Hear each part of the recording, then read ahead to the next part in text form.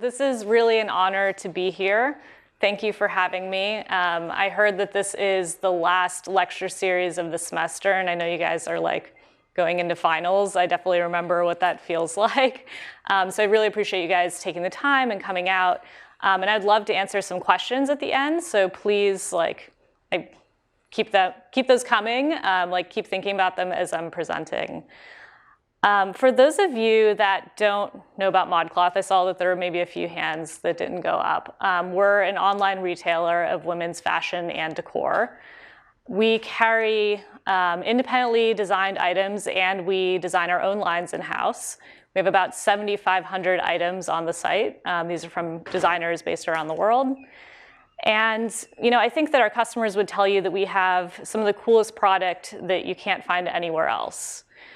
But I think they would also say that we are more than cool product. We've really built a name for ourselves in putting our community at the center of everything that we do, which is pretty innovative for a fashion retailer. Like traditionally, fashion is very tops down. It's sort of like we tell you what's cool, and then you buy it and you wear it, and then we tell you what's cool next week, and then you buy it and you wear it, and it's like constantly this cycle. And it's been like this very, like a lot of businesses have been interrupted by the technology changes that have happened in the last 10, 15 years. Very tops down, very hierarchical. And we've sort of flipped that pyramid. Like we've said that we want to put our community at the center of everything we do. We want to empower her to help us pick the products that we sell on our site. She actually helps us design some of the products that we sell on our site. She helps us merchandise them by taking outfit photos. She leaves really detailed reviews to help other community members find the right fit and enhance their shopping experience. I could describe our customer to you in in demographics and psychographics. Like she's in her 20s and 30s. Our age range is kind of 18 to 35, but it goes below that and it goes above as well. The average age of our customer is 27. But I think that a picture is worth 1,000 words, right? So this is her, this is our community. This is kind of the best way to get a sense of what our brand is and what ModCloth is. To give you a sense of our scale quickly today, we now have a team of over 350. We're based in 3 offices across the country. Our headquarters are here in San Francisco, which is where I live. Pittsburgh has our fulfillment and distribution. We do all of our product photography there as well. I'm a Carnegie Mellon alum. I'll talk more about Pittsburgh a little bit later in the presentation, why Pittsburgh as a city specifically is on this list here. And our buying office is in Los Angeles, and our in-house design team is there as well. So I spend a lot of time with our team in LA developing and designing the products and picking the products from the market that we sell to our customers. Another way to get a sense of our scale, these are some of our followers on social networks. We're one of the highest followed retailers on Pinterest. I think that probably makes a lot of sense when you think about our community that I just showed you. It's a pretty good fit there. Other than these numbers, right? I'd say, we shipped close to 2 million orders last year. It's definitely come a long way from when I started at 17 in my parents' living room. And I won't spend a ton of time on this, but I wanted to just kind of run through our founding story and how ModCloth came to be. Honestly, I don't know that I was a born entrepreneur. I wasn't that girl that was selling lemonade, as soon as I could and trying to employ my friends to make an extra buck. But I'm absolutely an entrepreneur through and through. And that's one thing that I would love to share with you guys. If you could take something away from this, there's no right way to be an entrepreneur. As I've gone through this journey and as I've had the incredible opportunity to meet so many other amazing entrepreneurs, yes, there are those born entrepreneurs who, when you hear their stories, you're like, oh my God, you basically, as soon as you could talk, you were trying to sell something and to start a business. And that's amazing, and I really respect that. But you can come to entrepreneurism, you can find your entrepreneurial path in many different ways. And I think that I'm proof of that. So for me, it starts with my passion for fashion and just loving clothes. I mean, I'm not ashamed to admit it. It might sound unintellectual, but I've always liked getting dressed. It was always something that I was drawn to and I was passionate about, and I had an eye for. I didn't have a ton of disposable income growing up, so I started shopping at thrift stores and vintage stores. Like, basically, I wanted to be able to stand out, and I wanted to be able to buy things that other people wouldn't have. And the intersection of those two things, like a little bit of disposable income and wanting to stand out, led me to vintage and thrift store shopping. I grew up in South Florida, in a suburb near Fort Lauderdale, and I was a Florida girl.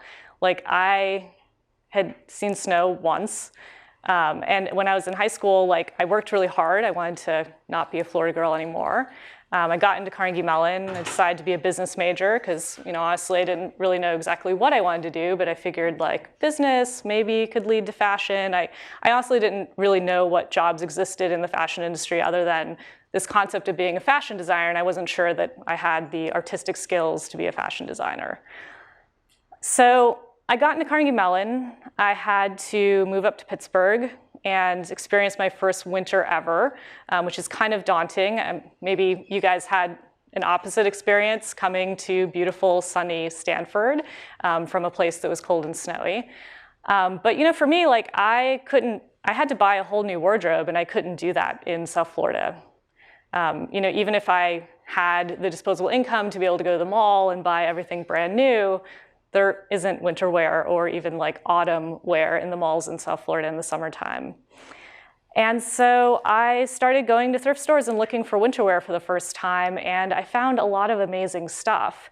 And I think that was kind of the moment when I sort of started to become an entrepreneur, that seed started to grow.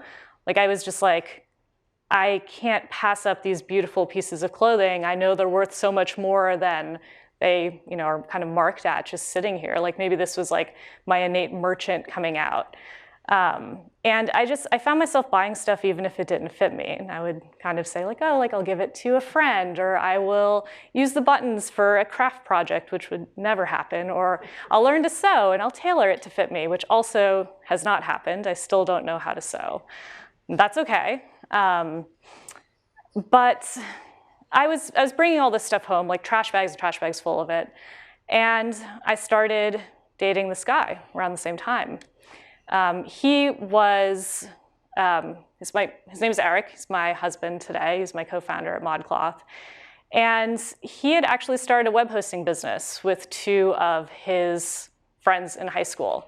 I would say he is more of that born entrepreneur, thinking about running a business from, age 4 or whatever, as soon as he could talk and kind of think about what he wanted to do. So he had this web hosting business. He'd built a few e-commerce sites. Think about it, this is 2000, 2001. It was sort of we're these young, smart kids, let's help you get on the interwebs. They would go around to local business owners in the South Florida area and kind of pitch them on, we'll help you you need a website to make your small business bigger.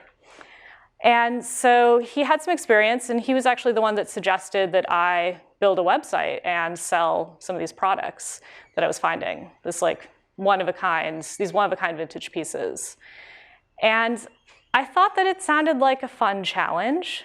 I mean, quite honestly, I also thought, hey, if I sell some of this stuff, that means that I get to buy more stuff, which sounds really cool. And it, again, thinking back to that time, right? There weren't really any other options.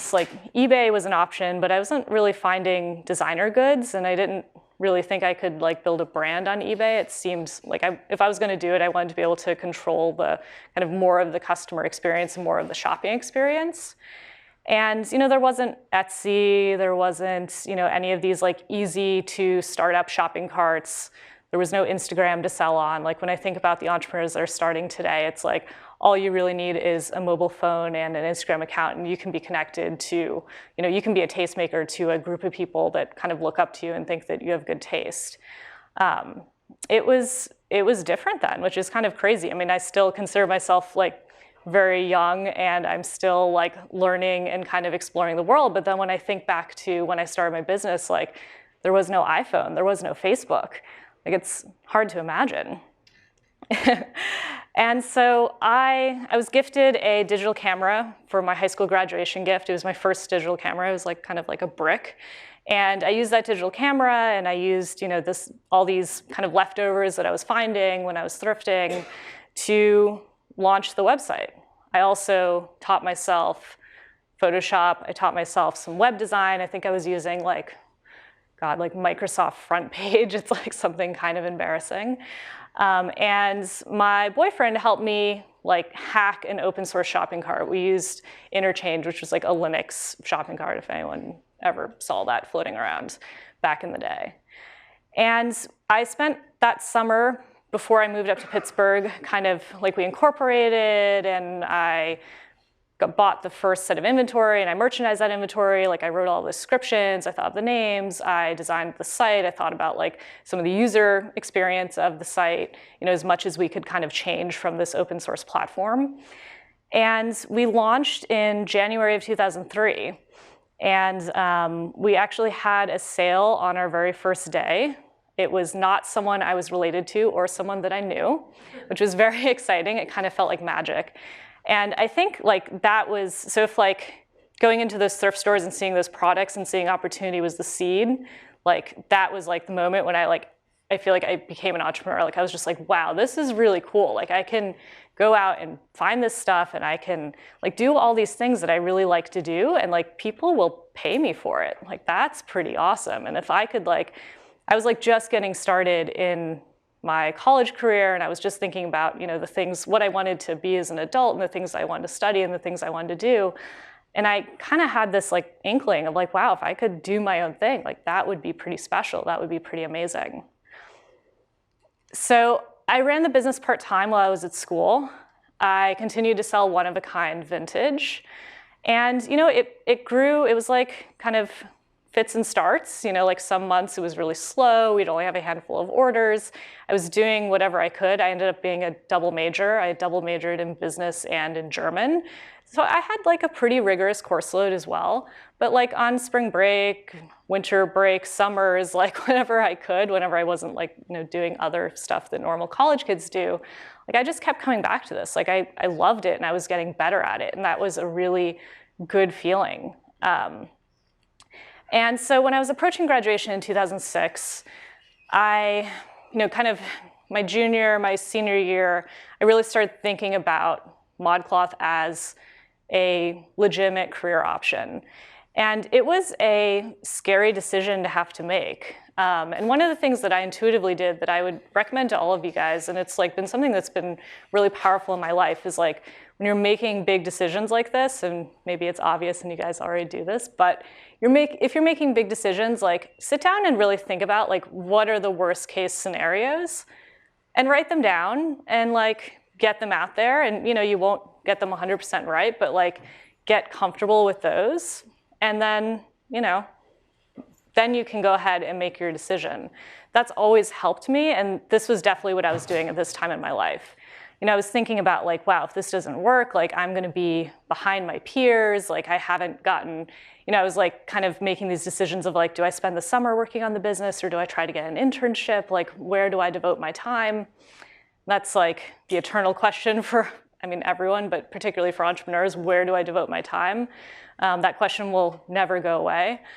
But I sat down and I said, okay, like if I don't get a job, like maybe, people will look at me and say like, wow, like what was she doing? She didn't get a job right out of college. Like it's all these things. Maybe I won't be able to pay my student loans.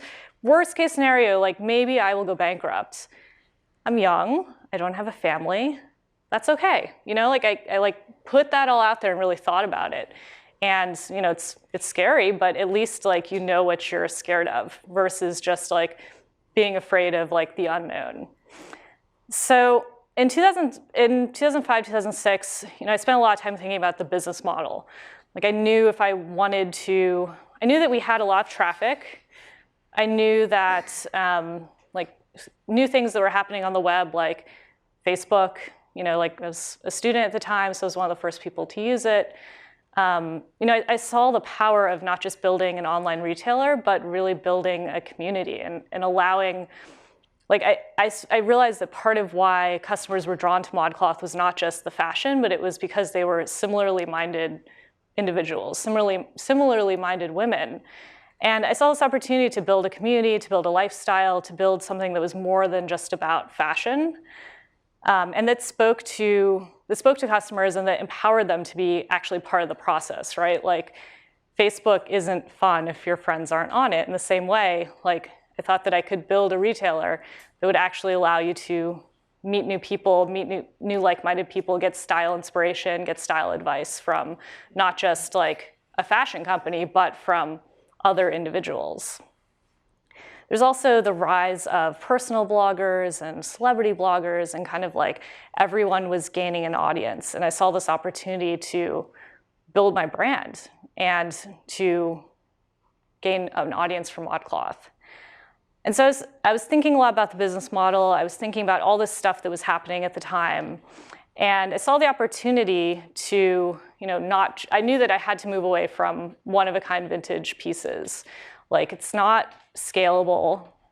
It's not a great customer experience either. Everything is like in one color and in one size. But I really had no idea where to start.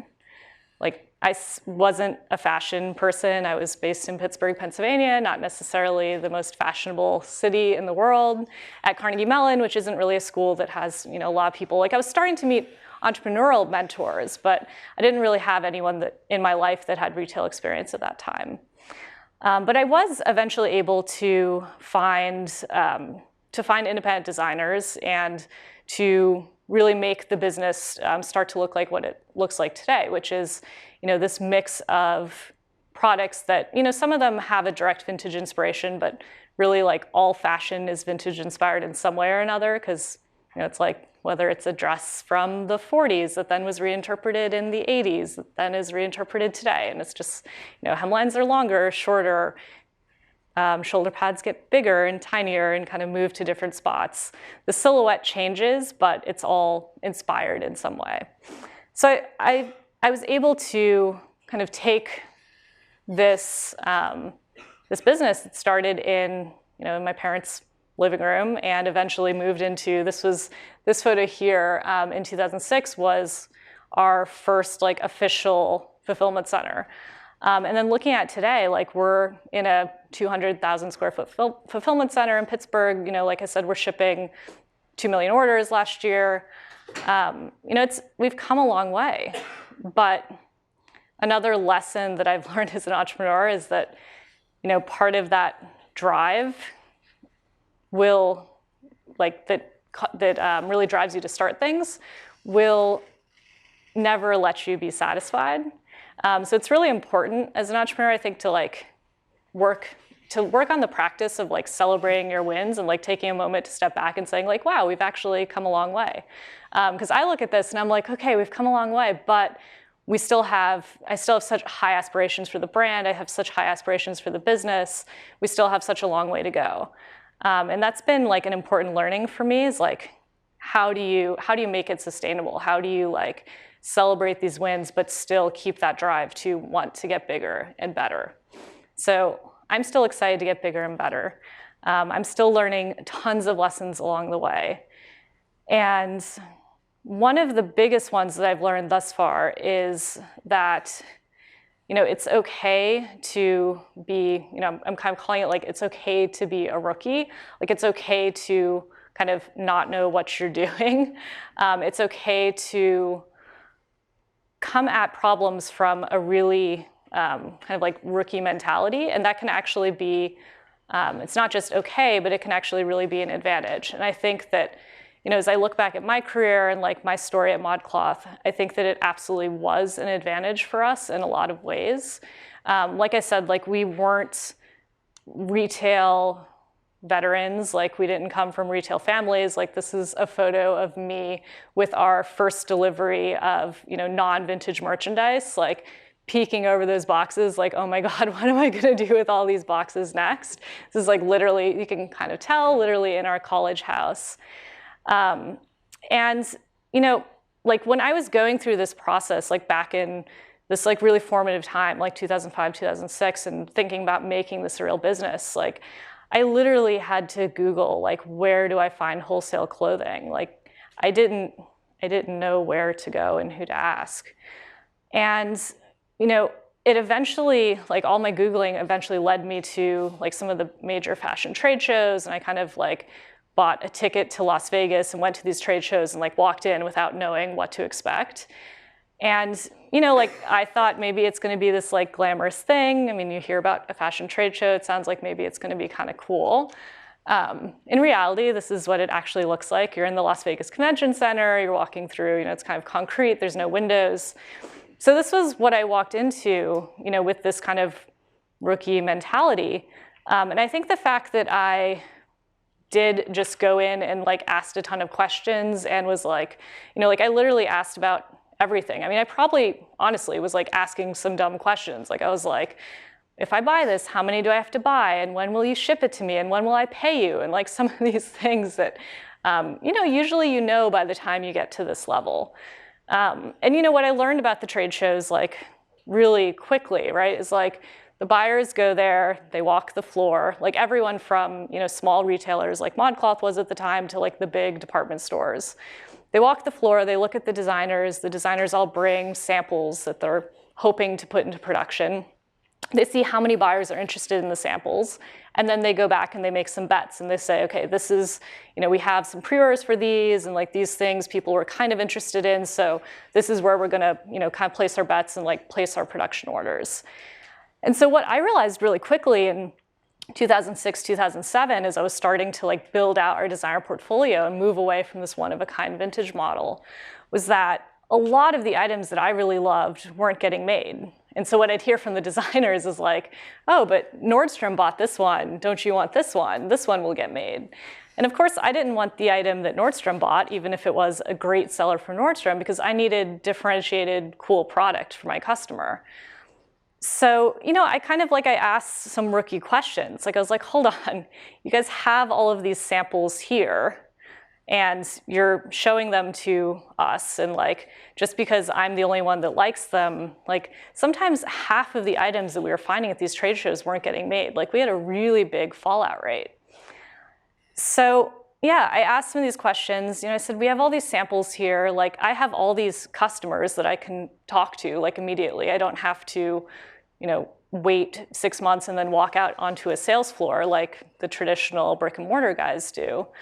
Why can't, if you have these samples here, you've already gone through the cost of making the sample, can I just take those samples and see, maybe my customers will really love it. Maybe I can help you get to that. You know, usually depending on the item, it's like a 100 to 600 minimum production order. So maybe I can help you get to that. So I can like guarantee my order, and I can give you some real customer feedback. This led to our Be the Buyer program, which we launched in 2009. This is kind of like a quick snapshot of the concept. But it really came from this like rookie mentality of like, why not? Why can't we do this? And I think like some people in the fashion industry kind of had this reaction of like, but that's your job as a buyer. Like that's the thing that you're supposed to do, is you're supposed to go out there and like kind of, you know, make your educated guess of what the customer will like. But from my perspective, I was like, if I don't have to take that risk and I can actually engage my customers and let her be part of the process, like, wouldn't that be much better for everyone? For our independent designers as well, like this was giving them direct customer feedback rather than just getting, traditionally they just heard from the buyers, why the buyers like something or not. So giving them this like actual feedback from customers was a really innovative thing at the time. And this was a really important part of our growth. Like we were able to, for one, like get more items that we actually needed. Like I said, like half of the items were falling out at the time. And this was like the core of, you know, this like launched the core of our core tenet at our company, that we should really be empowering the community to help us make these decisions, even these decisions that traditionally are made internally at traditional fashion retailers. I think that it's important. So in telling this whole story, like, I think it's also important as entrepreneurs to kind of keep in mind that fake it till you make it is totally valid, like that concept, but it's just one of many tools in your toolbox. And that's something that I've found as I've looked back at my career and, you know, as I think about what I would share with my younger self.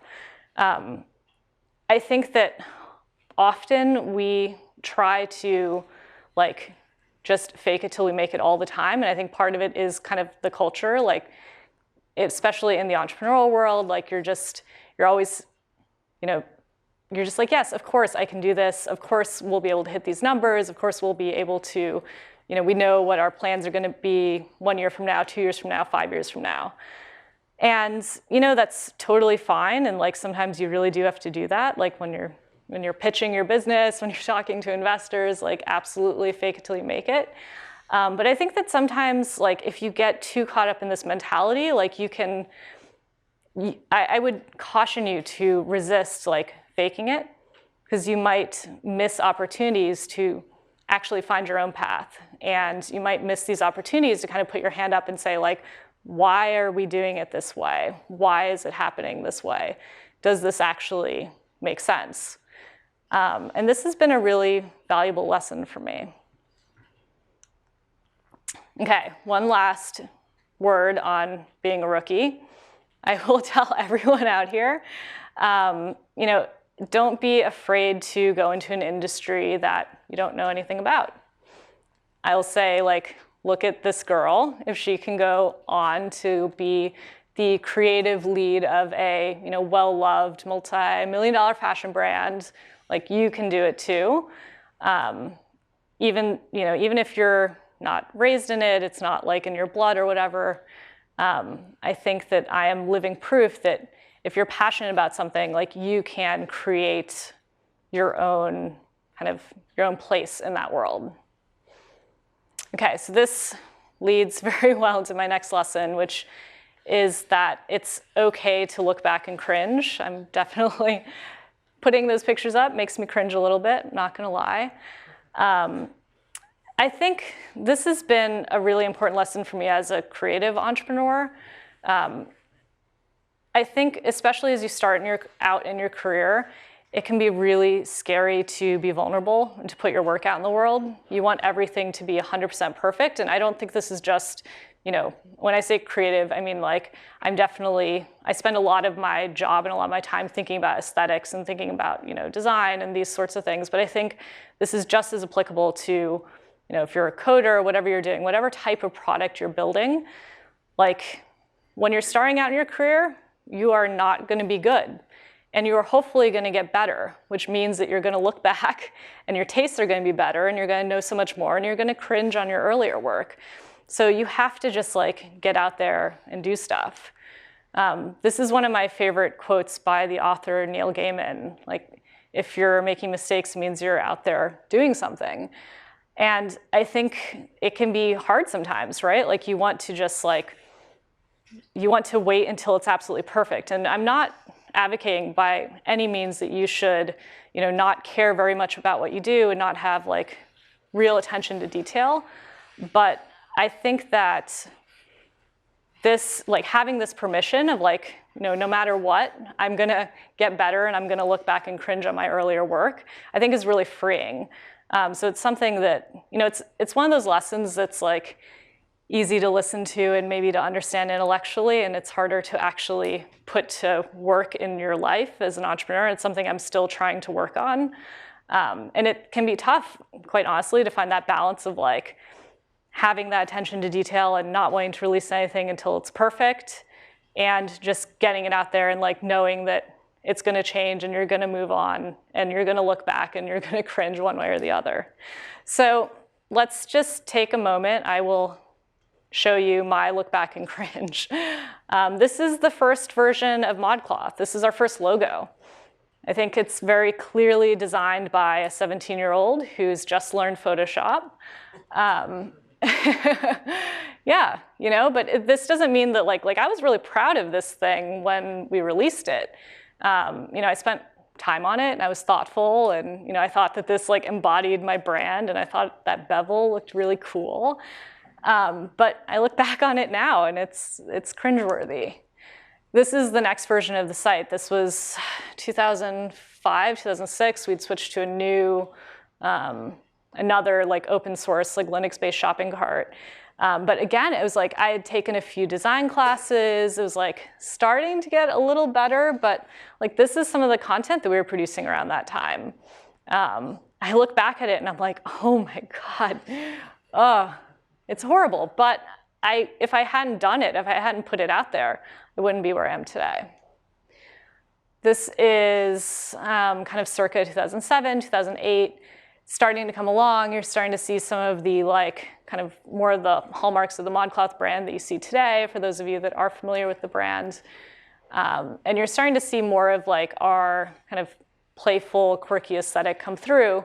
But again, I look back at this, in the work that I do today, and I'm like, yikes, And like I said, it is about having this, this is where we're at today, and it's having this permission to be okay with the fact that, in 10 years, you'll look back and like you'll be proud of what you did, but hopefully you're going to be better and you're going to be past that stage in your career and your life, and you're going to be, on to greater and better things. So the way that we think about like this philosophy and like putting it into practice today at ModCloth is, in one way, like thinking about the concept in our product development on the technology side of a minimum viable product. And I'm sure you guys are probably familiar with this type of concept. It's like, think about what's the minimum that I need to put this out into the world and get user feedback on it. So an example, like a more recent example for us at ModCloth is our style gallery. Like this is a feature that we built and we launched on our site in 2012. And like the two goals are, let our customer come and upload outfit photos and like browse those outfit photos and get inspired and love them and kind of, build the community in that way. And then the second goal was to make those outfit photos shoppable. And this was the first version that we rolled out. We worked really hard on it. We felt really good about it. But as soon as we got it out there to our users, we saw that she realized that she should browse, and she got the inspiration part of it, but she did not get the shopping part at all. So we iterated, like released many new versions, like lots of small iterations. We found that just like adding this magnifying glass on the mouse over told her that she could actually click in and shop. So it's like these little things. And even though the first version of our style gallery failed, right? Like we wanted it to do two things and it only did one of those things. We didn't view it as a failure. Like we got something out there and we learned. And if we had waited to like make it 100% to like if we weren't diligent on really thinking about like what is that minimum viable product to get out there and to get feedback, we would have probably spent a lot of time like running in a different direction. Because once you actually get things in front of your community, in front of your users, like that's where you get the feedback that actually matters. And I think for us and for our brand, like the fact that our customers were able to be part of this experience of iterating, like she tells us what she likes and what she doesn't, and then she actually sees that we listen and that we make changes. That's really empowering to our customers. And that's like, that empowerment is more than just retail. It's more than just transaction. Like that is part of the, I think, emotional core of what has made ModCloth successful. And I think what's made ModCloth like loved by our community as a brand. And that's the kind of the final thing that I really want to talk about today is that the emotional core of what you do, like the purpose of what you do as an entrepreneur, is really important, and that's really what endures. I think part of this is, it's not just external. It's not just that the emotional core of what you do connects your customers to you, but it's internal as well. Like your purpose is what connects your team to the work. It's what makes employees like an actual team, an actual company. It's what makes everyone move in the same direction. And I think that, at ModCloth, like, our purpose is really defined on understanding our audience. Like, we know that, if you ask women, this study showed that 96% of women say that they agree with the statement that what you wear affects how you feel, right? And that's more than dresses, like, it's more than just a transaction. And, like, being able to connect to that, I think, has been, like, externally and internally, has been one of the most valuable things that we've done as a company. So it's important to understand your audience. And I feel like when I've talked to other entrepreneurs about this, I hear, like, what if I'm in a B2B business? I'm not dealing with an audience like yours that has this sort of, emotional need for product. But it's not just about, like I said, it's not just about external, it's about internal as well, right? And I think, like, when you think about companies that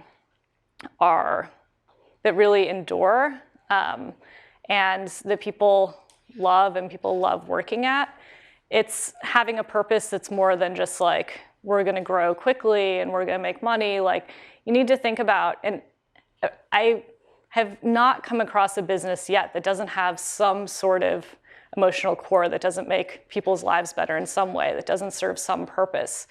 Even if you are B2B, like, you're helping those other employees, the other employees at those other businesses, be more efficient, do better at their jobs. Like, there is an emotional core there, and I think that getting to it is really important. This is ours at ModCloth. We're committed to inspiring personal style and helping our customers feel like the best versions of themselves. And, it's different from, I'd say it's different from the rest of the fashion industry in that, we're encouraging our customers to be themselves and to be the best versions of themselves. Like, we're not saying you have to become this, like, idealized, like, ModCloth version. We're just saying, like, we'll help you be the best version of who you are. And this is really powerful. Like, this is what our customers see from the rest of the fashion industry. Like, each of these images is actually taken from a different retailer's campaign. I mean, you see them next to each other and they look pretty similar, I think. And there's nothing wrong with these images. Like, they're beautiful, and there's like lots of good things to say about them. But for me, like, I'm a customer and I look at them and I don't see myself here. Like, I don't feel like I necessarily belong. And this is an image from one of our most recent swim campaigns at ModCloth. This campaign went viral. It was written about around the world. We decided to photograph our employees in one of our best-selling swimsuits. It's a swimsuit that we carry in a broad range of sizes and that we've carried for years and years.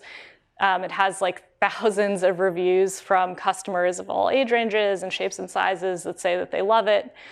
And this is really powerful. I mean, like, you look at this and, like, I think this is a message in branding as well. Like, this is a lesson in branding as well, right? Like, if you look at these images, even though they're from different retailers, they kind of blend together. This image is different, right? And it's important that, like, your business aesthetically kind of stands out as well.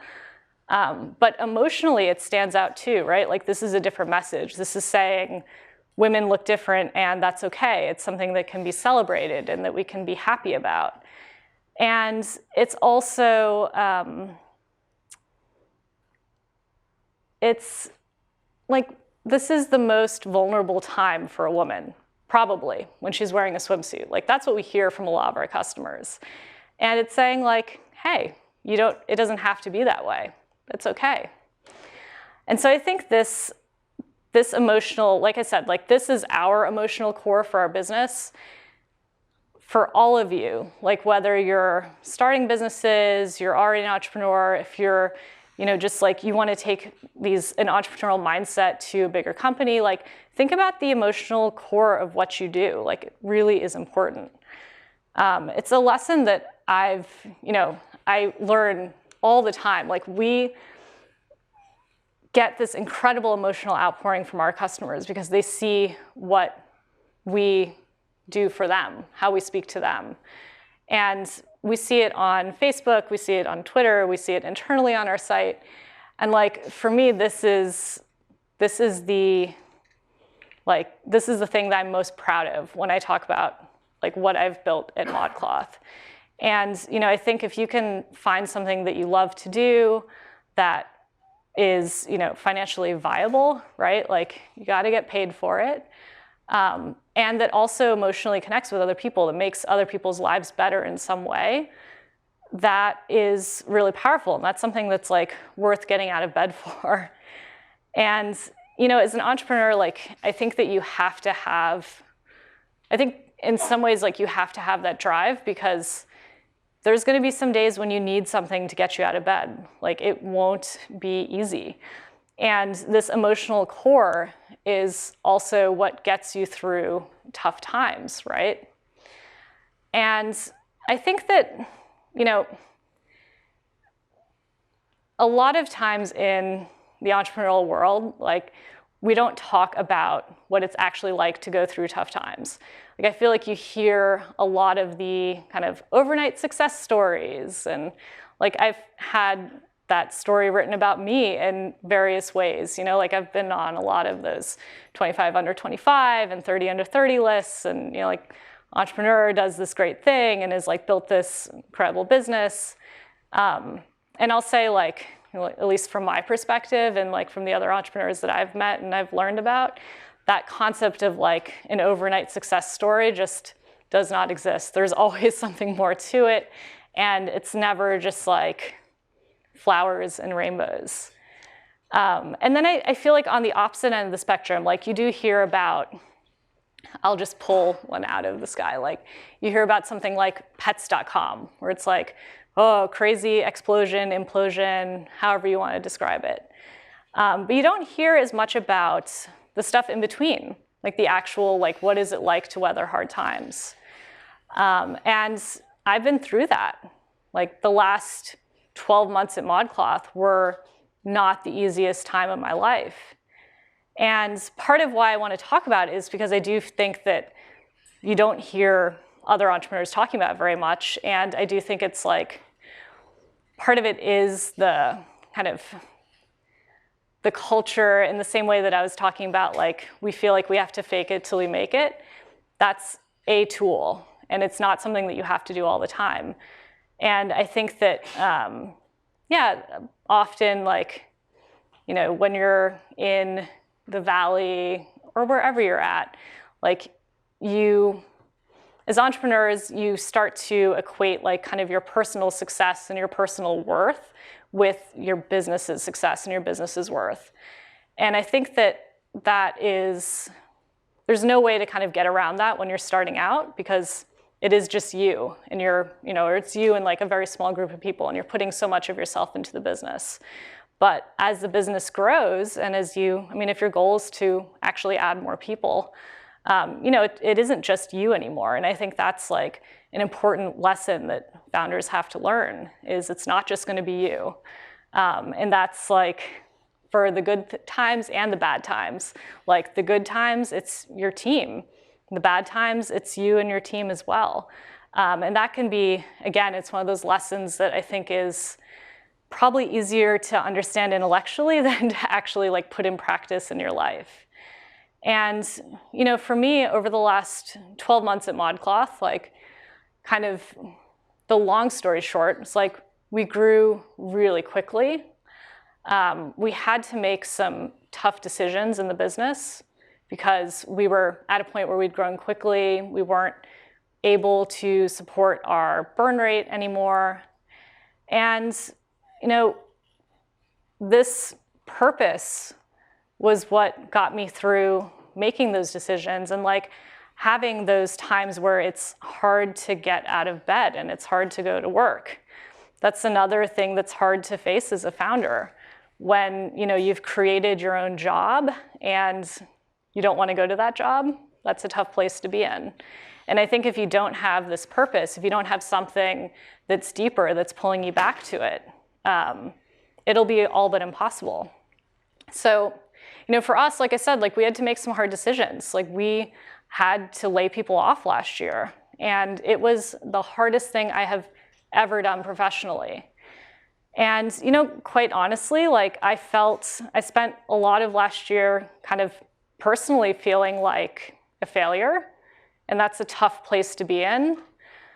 And again, this purpose was what brought me back to, okay, even though I'm feeling this way, I can step outside, I can look at this, I can look at my business, and I know that my business is a success because my business has this purpose, my business has this, this thing that it's doing. This is real, and we're making a real difference in people's lives.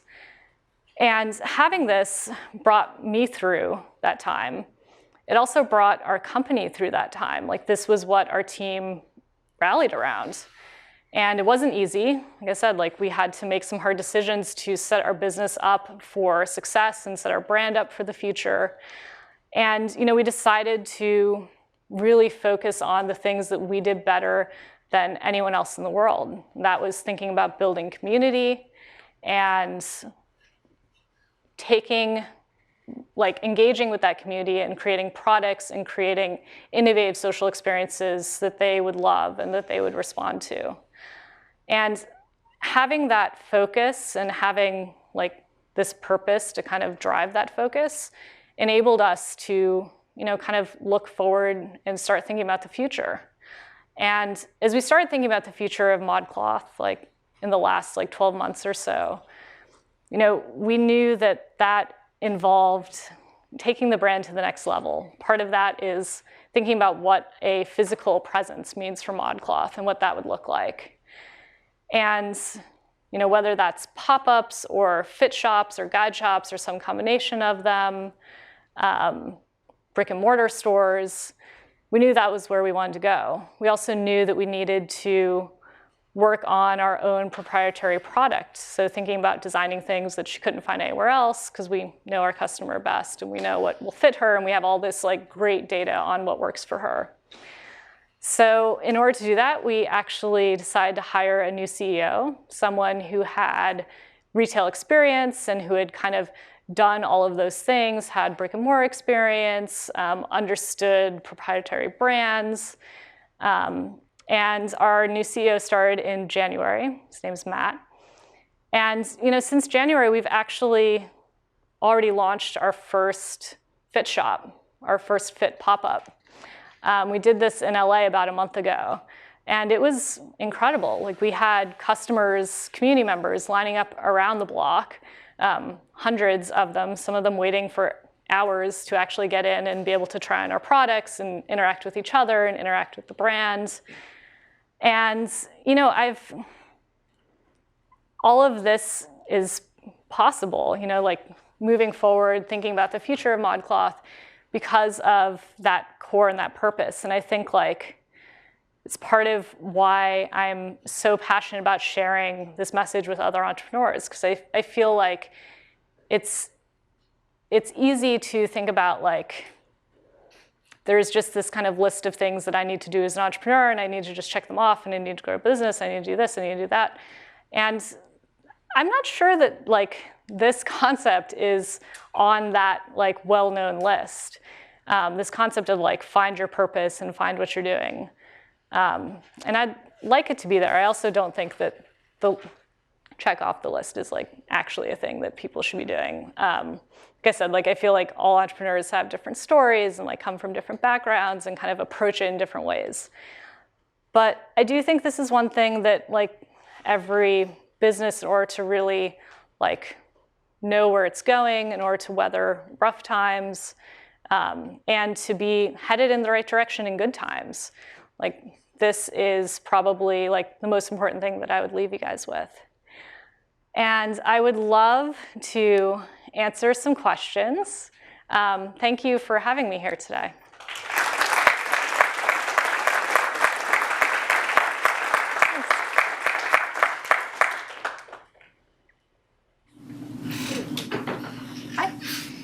Hi. So you mentioned that it's okay to look back and cringe, but is it possible that your earlier choices, even when you look back, you feel that it's unsophisticated, it actually fits the other people of that same age group, they actually prefer the sophisticated versions of styles? Oh, so the question was, it's okay to look back and cringe, but sometimes you find that... Yeah, maybe the naive version actually fits your age group better. Yeah, that the naive version is better for a certain age group or like for a certain customer. So I think I see what you mean, and I do think there's definitely some validity to, I don't think it's about necessarily like looking back and saying like that wasn't cutting edge or that doesn't feel cutting edge, because everything will feel stale, kind of a few years into the future. So I do think there's definitely validity to, kind of, I feel like maybe what you're asking about is like a purposeful throwback or something that feels more, I don't know, kind of retro. And I think that's totally valid. I do think though that, if you feel good about what you're putting out into the world, part of the thing that I want to convey is like, if you feel good about it, like get it out there and don't just kind of sit on it and hold it in because you want to make it perfect, because it'll never be perfect. But yeah, I do think that there's validity to looking back and saying like, oh, well, this is actually great and it's like perfect again in this moment in time.